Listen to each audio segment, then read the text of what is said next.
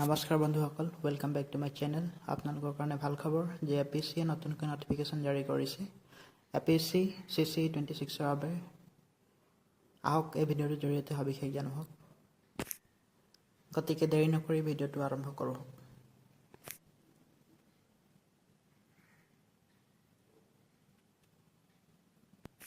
এপিএছচিয়ে যোৱা 10 তাৰিখে যি নটিফিকেশ্যন জাৰি কৰিছে, সেই নটিফিকেশ্যন অনুসৰি টোটেল 70টা পোষ্টৰ বাবে অসম লোকসেৱা আয়োগে প্ৰতিযোগিতামূলক পৰীক্ষা অনুষ্ঠিত কৰিবলৈ গৈ আছে 2026 চনত।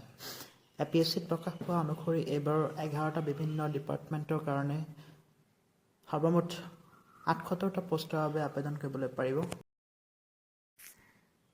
এই পোষ্টকেইটা হৈছে Assam civil service, Assam police service, district transport officer, Superintendent of Exercise, Assistant Register of Cooperative Society, Assam Urban Administrative Service, Inspector of Labor, Inspector of Exercise, Assistant Employment Officer, Sub-Register, Research Assistant.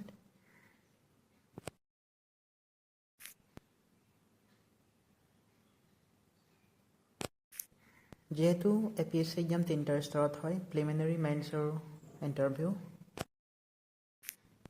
আপুনি যদিহে অসমৰ পৰা হয় তেতিয়াহ'লে preliminary exam আপুনি সকলো জিলাতেই preliminary exam centre উপলব্ধ। আপুনি সকলো জিলাৰ পৰাই প্ৰিলিমিনাৰী এক্সামিনেশ্যন দিবলৈ পাৰে।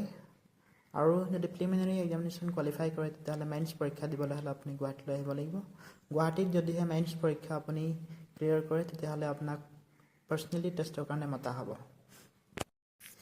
মনত ৰাখিব, জুলাই 5 তাৰিখে প্ৰিলিমিনাৰী এক্সাম হ'বলৈ গৈ আছে 2026 চনত।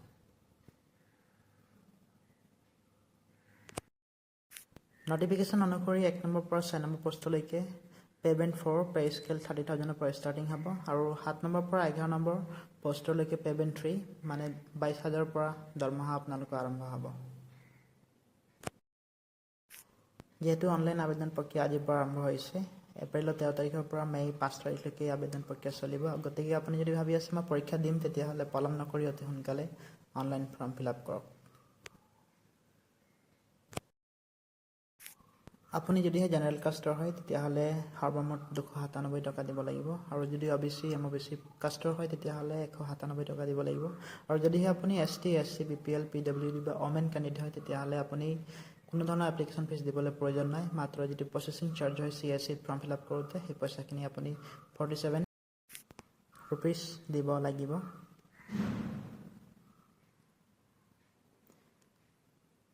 আৰু ন্যূনতম অৰ্হতা আপুনি সম্পূৰ্ণ এজন ভাৰতীয় নাগৰিক হ'ব লাগিব। দ্বিতীয়তে আপোনাৰ বয়স 21 বছৰৰ পৰা 38 বছৰৰ ভিতৰত হ'ব লাগিব। আপুনি যদিহে SC ST হয় তেতিয়াহ'লে 5 বছৰ ৰেহাই, আৰু যদিহে OBC MOBC হয় তেতিয়াহ'লে আপুনি 3 বছৰ ৰেহাই পাব। যিহেতু আমি জানো যে এপিএছচি এক্সাম 3টা স্তৰত হয়, প্ৰিলিমিনাৰী, মেইনছ আৰু ইণ্টাৰভিউ। প্ৰিলিমিনাৰীৰ কাৰণে 2টা ছাবজেক্ট থাকে, পেপাৰ 1 পেপাৰ 2, জেনেৰেল ষ্টাডিজ 1 আৰু জেনেৰেল ষ্টাডিজ পেপাৰ 2। দুইটাৰ পৰা টোটেল 400 মাৰ্ক থাকিব। আৰু মেইনছৰ এক্সামিনৰ কাৰণে যিহেতু ৰিটেন এক্সাম হয়, আৰু যদিহে আপুনি প্ৰিলিমিনাৰী এক্সাম কোৱালিফাই কৰে তেতিয়াহ'লে আপুনি মেইনছ এক্সাম দিবলৈ পাৰিব। আৰু যদিহে মেইনছ পাছ কৰে তেতিয়াহ'লে আপুনি পাৰ্চনেলি টেষ্ট দিবলৈ পাৰিব। যিহেতু মেইনছ এক্সামত পেপাৰ 1ত পেপাৰ 1টো যিহেতু এছে হয়, 250 মাৰ্ক থাকে আৰু 3 ঘণ্টা হয়, আৰু পেপাৰ 2ৰ পৰা পেপাৰ 6লৈকে জেনেৰেল ষ্টাডিজ হয়, আৰু প্ৰত্যেক পেপাৰত 250 নম্বৰকৈ থাকে আৰু 3 ঘণ্টাকৈ পেপাৰ হয়। আৰু যদিহে আপুনি মেইনছ কোৱালিফাই কৰে তেতিয়াহ'লে আপোনাক পাৰ্চনেলি টেষ্টৰ কাৰণে মতা হ'ব। আৰু যদিহে আপুনি পাৰ্চনেলি টেষ্ট কোৱালিফাই কৰে তেতিয়াহ'লে ফাইনেল মেৰিট লিষ্টত আপোনাৰ নাম আহিব এজন এপিএছচি অফিচাৰ হয়। থেংকছ ফৰ ৱাচিং। যদি ভিডিঅ'টো ভাল লাগে তেতিয়াহ'লে লাইক শ্বেয়াৰ ছাবস্ক্ৰাইব কৰিবলৈ নাপাহৰিব। Thank U.